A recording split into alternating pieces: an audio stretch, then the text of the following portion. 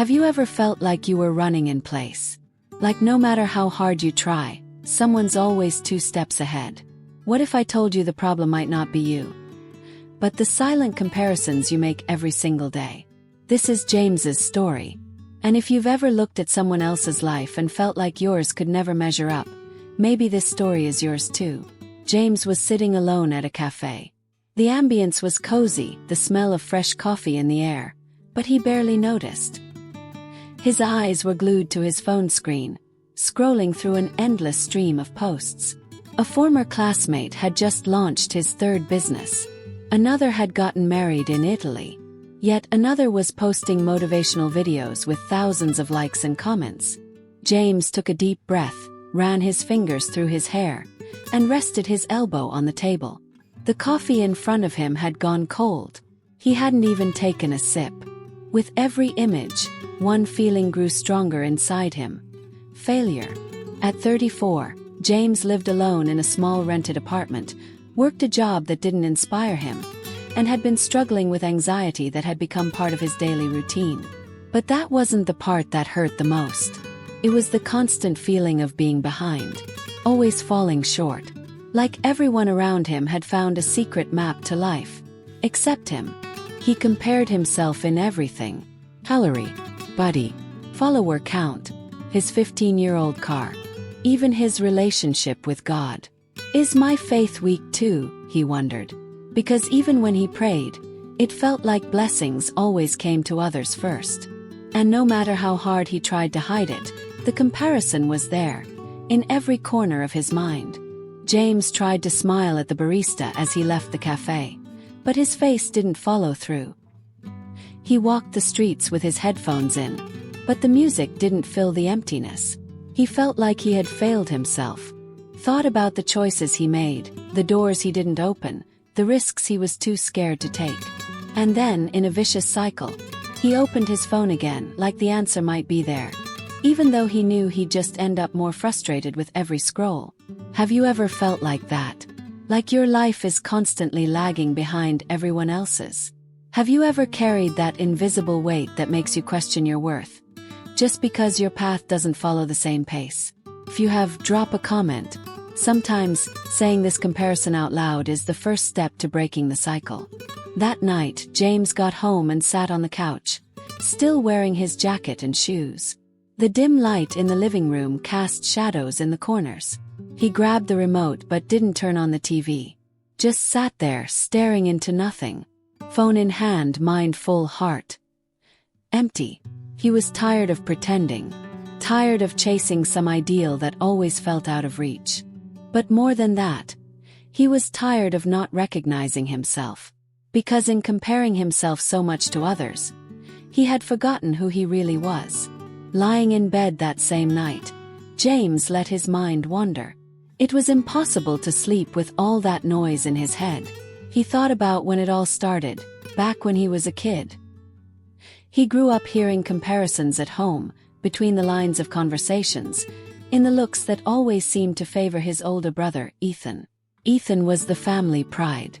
Perfect grades, great posture, won trophies in soccer, science fairs, even school speeches. James. He was the good kid, but distracted. The creative one, but disorganized. A boy full of dreams, but never with the medals to show for them. And even though no one ever said it outright, he felt it deep down. He'd never be like his brother. School, it only got worse. Teachers made sure to point out that he was Ethan's brother. And instead of feeling proud, James would shrink. He started studying twice as hard to make up for it. But when he didn't get the same results, he blamed himself. The comparison wouldn't let him breathe. In sports, he gave up easily. On the guitar, he'd get frustrated when others learned faster. Slowly, he built a version of himself that wasn't really him. Tried to be good at everything. Not because he loved it, but because he felt like he had something to prove all the time. In his teenage years, that silent pressure just grew stronger.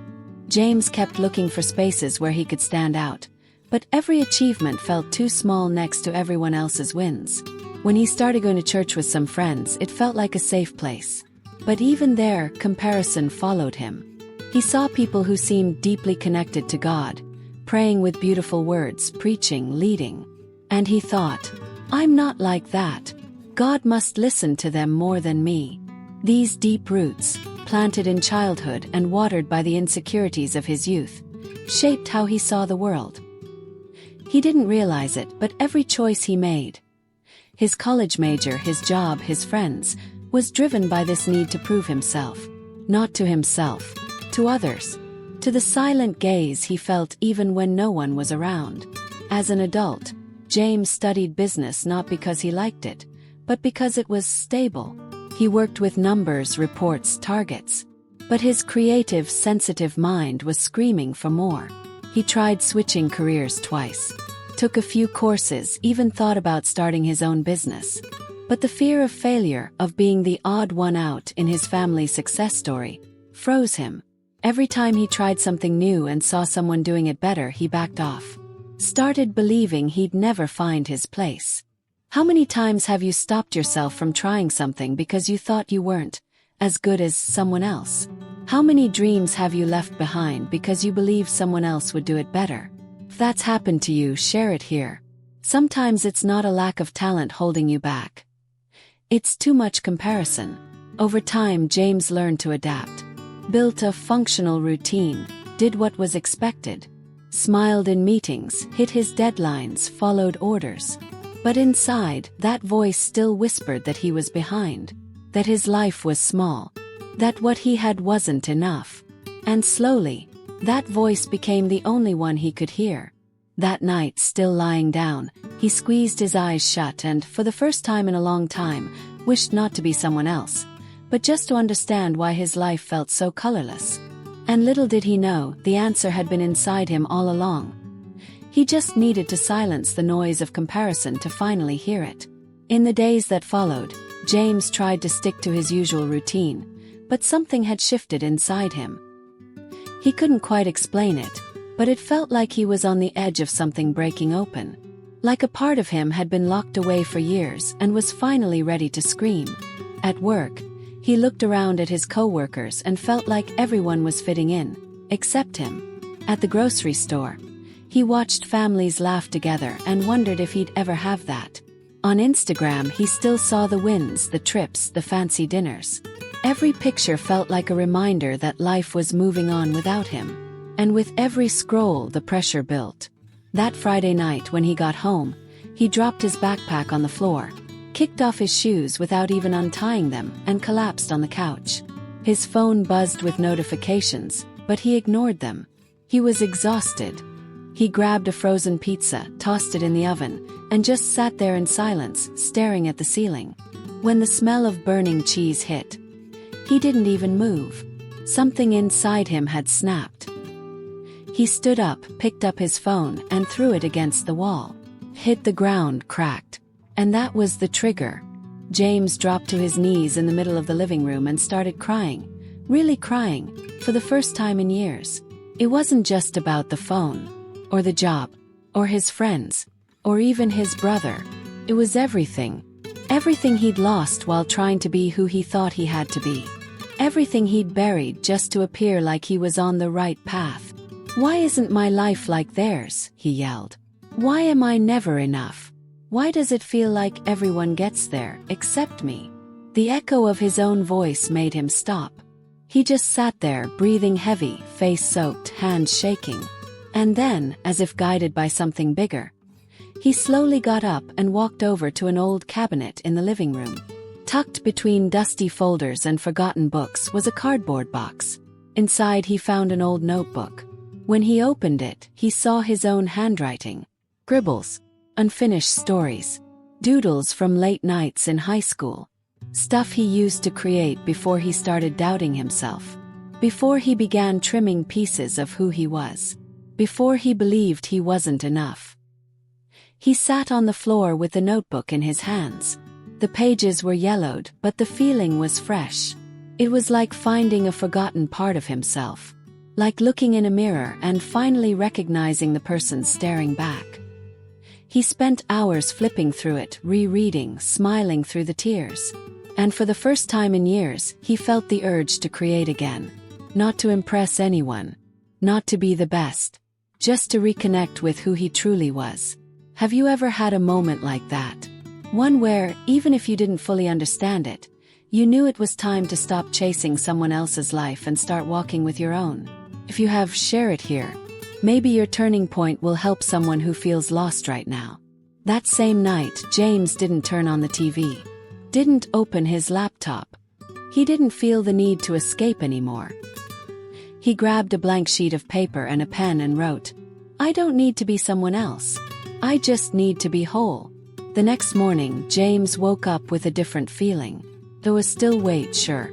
Life hadn't magically changed overnight. But something inside him felt less tangled. Like by tearing down the curtain of comparison, he had finally found some room to breathe. He got up slowly, opened the window, and let the sunlight in. Made a simple cup of coffee and, without noticing, started humming an old tune. The kind you don't remember where it came from, but it warms your chest. It felt like his soul was finding its way back home. That Saturday he decided to go for a walk. No rush, no headphones, no phone. It was still broken, and honestly that felt like a blessing. He walked through streets he hadn't taken in a while. Noticed the trees, the details on the buildings, the dogs playing in front yards. It was like he was learning how to see again. Life was still the same. But his perspective was beginning to shift. He passed by a small bookstore, one of those tucked between cafes and old salons. Something pulled him in. The bell on the door chimed softly, and the smell of paper and wood wrapped around him like a hug. Inside, without searching for anything specific, he spotted a book with a simple cover and a title that felt like it was written just for him. "You are exactly who you're meant to be." He picked it up and flipped through. The opening pages talked about the danger of comparison, how it steals our peace and disconnects us from our true self. James felt his eyes water again. He bought the book, went home, and spent the afternoon reading, underlining, reflecting. Page by page, it was like pieces of him were falling back into place. He began to realize just how much of his life he'd shaped around others, trying to fit in, not disappoint, becoming a version of someone he was never meant to be. But there, between those pages and his own memories, he started to understand that his journey wasn't meant to be compared. It was one of a kind, with its stumbles, detours, and pauses. And that's where the beauty was. The next day, James decided to go back to church. It had been months since he stepped inside. He sat quietly in the back row, just observing. The service began, and at one point the pastor paused and said, "You know, sometimes we lose ourselves trying to run someone else's race. But God didn't create us to win someone else's timeline. He called us to live our own story." James felt his heart race. It was like someone had just read his soul out loud. And right then, it clicked. God had never forgotten him. He was just waiting for James to stop forgetting himself. Have you ever had that feeling like God was speaking directly to you, even in a crowded room? Like in the middle of your inner chaos, something found you and reminded you that your story still matters. If you felt that, share it here.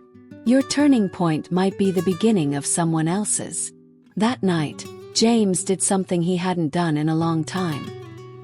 He sat at his desk, opened a fresh notebook, and started writing. Not for likes, not to be seen, just to let out what had been building inside. Simple words, scattered thoughts, feelings that had been trapped under layers of comparison, finally flowing free. It was just the beginning, but it was his. For the first time, he didn't feel jealous of anyone. He just felt grateful. Grateful to be finding his way back to himself. In the weeks that followed, James started living at a different pace. Slower, more connected, more real. He still used social media, but with a new mindset. Instead of comparing, he started celebrating others' wins without feeling like they diminished his own. It was like something had been lifted off his soul. Like recognizing the value of his own path finally gave him the space to appreciate others without insecurity. He knew he wasn't immune to setbacks. Sometimes that old voice still whispered, "You should be further along." But now he had a response. Further along compared to who?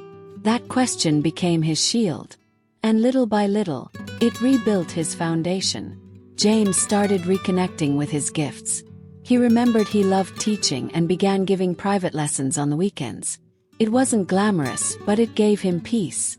His students didn't care about his resume, they loved the way he explained things, the way he cared, the way he made learning easier.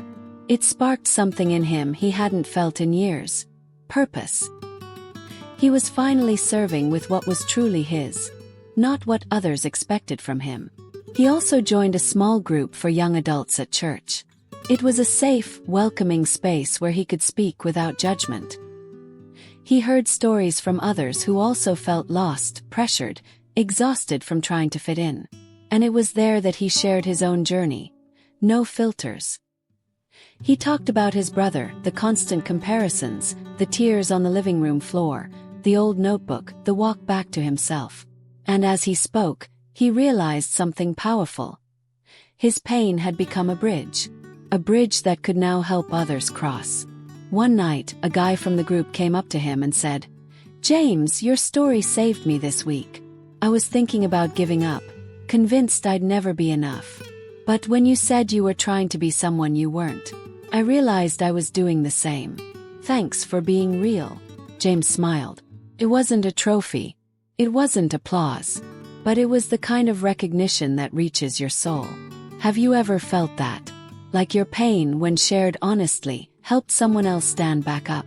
That moment when your vulnerability became a lighthouse for someone lost in the dark. If you've lived that, share it here. Your story might be the answer someone's been quietly hoping for. Time went on. James found joy in the small things again. A slow-brewed cup of coffee. A sunset watched in silence. A handwritten thank you note from a student. His life remained simple, but now it had depth. He finally understood that he didn't need a big life to live a meaningful one. He just needed to live his own life, with truth, with presence, with faith. And maybe that's what you need to remember today too. Your journey isn't small, it's just different. It's not delayed, it's moving at its own rhythm. A rhythm designed by a God who doesn't compare, who doesn't measure, who doesn't demand performance. Just presence. That Sunday morning, James woke up to the soft sound of rain tapping his window. The sky was gray, but he felt at peace. He brewed a cup of coffee, pulled on a cozy sweatshirt, and sat at the table with his notebook. The recent pages were filled with random thoughts, little prayers, simple reflections. No grand plans. No ambitious goals. Just honest notes from someone learning to live in the moment. After breakfast, he went to church. The sanctuary was fuller than usual. Something in the air felt different. The pastor walked up and said, "Today I want to talk to those who are tired of feeling behind. To the ones who look around and feel like they're failing just because life doesn't look like everyone else's. If that's you, this word is for you." James swallowed hard. Once again it felt like God was speaking straight to him. The pastor told the parable of the two servants who received different amounts of talents. One got 5, the other 2. But both were praised the same because they got the same, but because they did their best with what they had. God doesn't expect you to be someone else, the pastor said. He just wants you to grow with what he's placed in your hands. And in that moment, James finally understood what he had only sensed before. He was never less. He was just different. And that wasn't a flaw. It was identity. After the service, James walked out lighter. Not because all his problems were gone, but because he wasn't carrying them alone anymore. He knew tough days would come. That comparison would still try to creep in. But now he had tools. He had awareness. He had peace. And more than anything, he had found his voice again. In the days that followed, James started a small blog. Not for fame. Not for followers. Just to share what he'd learned with others who, like him, had felt crushed by the quiet pressure of comparison. Short posts. Honest reflections. Simple devotionals. And soon the messages started coming in. This was exactly what I needed today. It's like you put my feelings into words. Thank you for reminding me I matter too. James wasn't a big influencer. He didn't have thousands of fans. But he had purpose. And that changed everything. He learned how to cheer for others without shrinking, to admire without wanting to become, to see that each person carries a story that only makes sense when they honor their own timing. He still lived in the same apartment, still kept life simple, but now he walked with clarity. When he looked back, he saw that everything he went through, the frustrations, the comparisons, the nights crying on the floor, had shaped his sense of value. And now he knew. The greatest success you can ever achieve is staying true to who you really are. So if you still find yourself comparing your life to others, if you feel behind, misplaced, not enough, maybe this story reached you for a reason. Stop comparing. Your journey is one of a kind. What God has for you has no parallel, no copy, no competition. It's yours. And maybe when you embrace that truth, you'll finally feel the peace you've been craving. If this story spoke to you in any way, share it with someone else who might need to hear it too. Sometimes your decision to keep going is exactly the inspiration someone else needs to not give up. And if you want to keep following stories that reignite faith, restore identity, and strengthen hope, stick around here. Because in the end, you're not late. You're exactly on time in your incomparable journey.